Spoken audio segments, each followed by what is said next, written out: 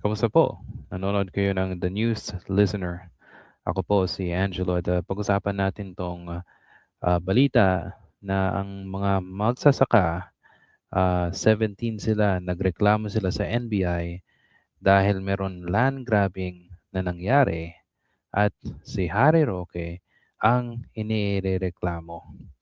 So, ang pagkakatanda ko guys, nangyari ito last year na may mga magsasaka na nagreklamo na. May pumunta ng mga reporter or reporters doon sa lugar na yun at tinanong sila kung bakit, kung anong nangyari. At involved pala itong si Manay Roque. At the reason why is because tatayuan yung lugar na yun ng Pogo. So just to be clear, ang Pogo, hindi na siya nag-ooperate, okay? Kasi tinanggalan ni Marcos noong last year. Kasi ang daming human trafficking, torture, di ba? So ang daming krimen na nangyari sa mga iba't ibang Pogo sa bansa. The good thing is that tinanggal na ni Marcos. Okay. Now, hindi pa I think fully tanggal kasi sabi ng PAOK chief last time, kung tinanggal mo sila, yung mga merong mga ah, let's just say may mga license, yung mga iba nagtatago na. Okay? So yun pa rin yung tina-target nila. Alright? And itong kaso na 'to laban kay Harry Roque, kasi siya mismo naglakad at napatunayan na yung kanilang mga pirma ng mga magsasaka ay, pinalitan, okey? At ang nangyari, parang ninakawan pa sila, 'di ba? Grabe din si Harry Roque.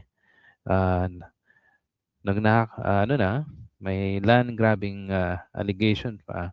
Meron pa siyang humbang, pinag-awayan ng mga ka-DDS niya. Pero panoorin natin 'to guys, hindi lang natin, uubusin yung mga ang video, okay? Halos, 11 or 12 minutes, okay? So magfo-focus lang tayo dun sa nasabi ni, NBI chief, okay? So panoorin natin 'to. Bahagi pa lang sila ng mga magsasaka. Napakarami nito.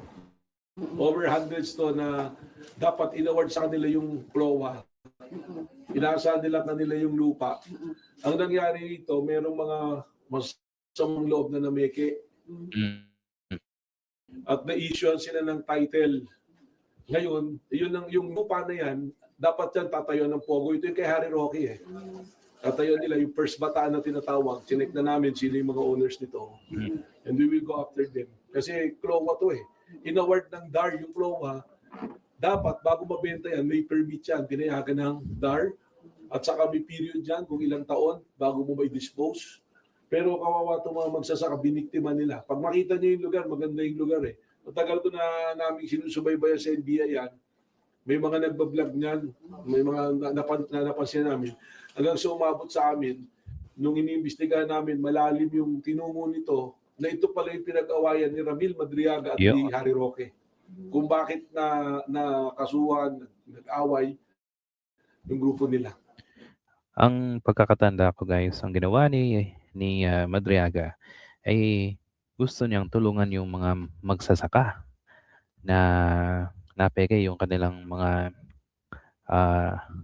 kanilang mga pirma. Tapos nalaman ni Harry Roque. So ang ginawa ni Harry Roque ay nag-file siya ng um, kidnapping case laban kay Madriaga. At yun ang dahilan kung bakit na nasa bilangguan ngayon si Ramil Madriaga.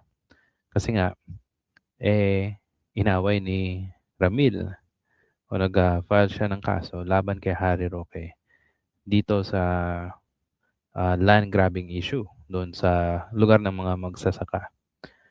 Tapos, humingi ng tulong si Ramil Madriaga ayon sa kanyang affidavit kay Sara Duterte. Kaso nga lang, itong si Sara Duterte parang pinabayaan niya na si Ramil Madriaga. So mas kumapit o mas pinagtanggol pa ni Ramil ni Sara Duterte itong si Harry Roque. Kahit isipin mo si Ramil Madriaga yung gumawa ng Isip Pilipinas para sana kay Sara Duterte. O yan ang dahilan kung bakit mukhang naghiganti itong si Ramil Madriaga kay Sara Duterte kasi iniwan lang siya bilang parang bula at nawala lang. So, yun. O sige, continue natin. So may involvement dito pati yung mga Chinese na POG operator at identify na namin kung ano yung mga kumpanya na ginamit nila. Malinaw to. Open and shut case to. Napaka ututuusin. Madali dapat ma-resolve to. Pero maraming may pananagutan dito. Tatanungin natin ng Registry of Deeds, ang municipal assessor, at una-una na yung mga kumpanya na paano napatitulo sa kanila. At ang very, very glaring dito, yung titulo na issue, yung address ng kumpanya sa address ng opisina ni Atty. Harry Roque. Aray. So, siya nagtatago ngayon pala. O, di ba? Aray. O, sa address niya. So, may involvement talaga si Harry Roque sa Pogo. Kaya isipin mo, napakaliit ng pera ni Harry Roque bago siya maging spokesperson ni Duterte. Tapos, nagbigay siya ng, 80 million pesos kay Sara Duterte. So, magtataka ka, saan nakuha ni Harry Roque yung 80 million pesos? Okay? Diba? May papiisip ka talaga. At si Harry Roque, tinulungan yun si Cassandra Ong. So, ang pera, napakalaki talaga nung time nila sa Pogo. Oh, grabe na. Hindi lang dahil dun sa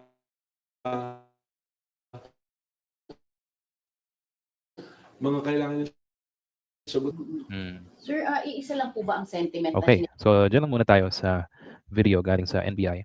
At yan na ngayon nagtatago si Harry Roque kasi sabi na merong kasong human trafficking sa kanya. At pag nakuha itong si Harry Roque, walang bail itong kasong human trafficking. So yan ang iniintay natin. Now, guys, pakita ko lang sa inyo yung information.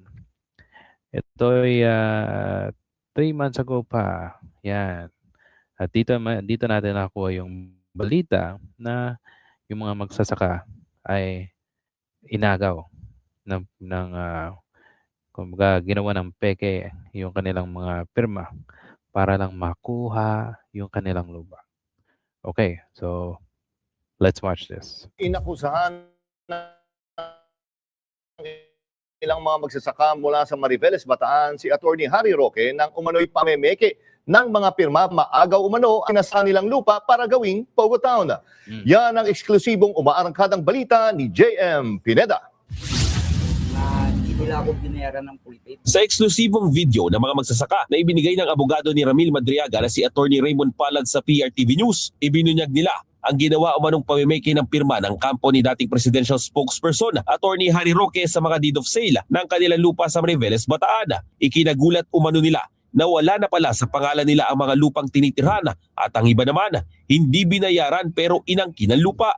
Yung deed of sale. Tapos, pirma nila, hindi ko naman pirma. Ayon nga po sa munisipyo na sila na daw po ang may-ari.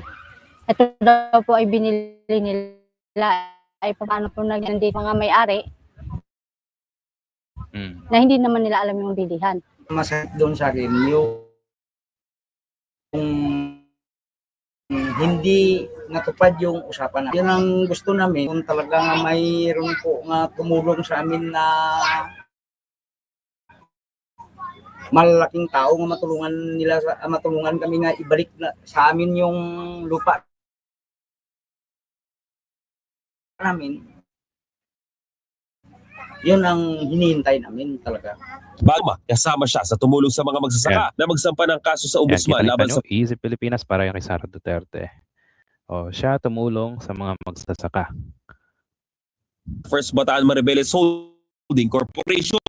Ang kumpanyang ito ay isang joint venture ng dalawang korporasyon. Kabilang ang sinubukan umano ni Madriaga na kausapin si Roque, pero itinanggi rin ito ang pagkakasangkot sa nakawalan lupa at mukhang ito rin daw ang naging mitsa kung bakit siya idinawit sa kasong kidnapping. Nung malaman niya na si Atty. Roque nasa likod, kinausap niya, diniscuss niya itong bagay na to pero itinanggi daw at parang pinagalitan pa daw siya or tinapos siya, something like that.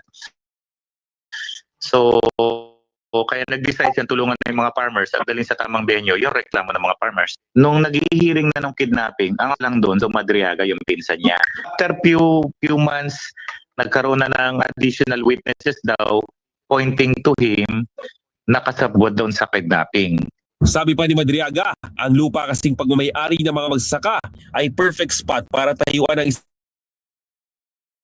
pogo town, lalo at katabi ito ng dagat. Based sa discussion namin ng ship, yacht club, may mga magandang area dito, tabing dagat, Maribeles, Bataan. So ang kausap nila rito, sila Attorney Harry Roque,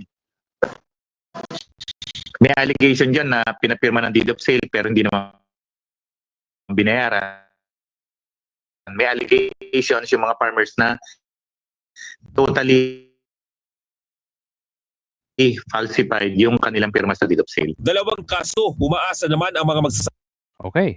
So, yan na yun. So sa tingin nyo, dalawa na yung kaso kay Harry Roque, land grabbing at tapos human trafficking. At ang dami pa siguro kasi imagine nyo, napakalaki ng pera nang nakuha niya. So that's something that kailangan natin tignan, di ba? At hindi dapat to pinapalampas. Magsasaka, inagawan ng kanilang sariling lupa para lang gawing pogo. Okay, so ano po sa tingin nyo? Kung meron pa kayong komento o suggestion sa ating video, paki-comment po sa ating comment section at if nagustuhan nyo po ang ating video, paki-hit po ng like and subscribe button. Salamat po and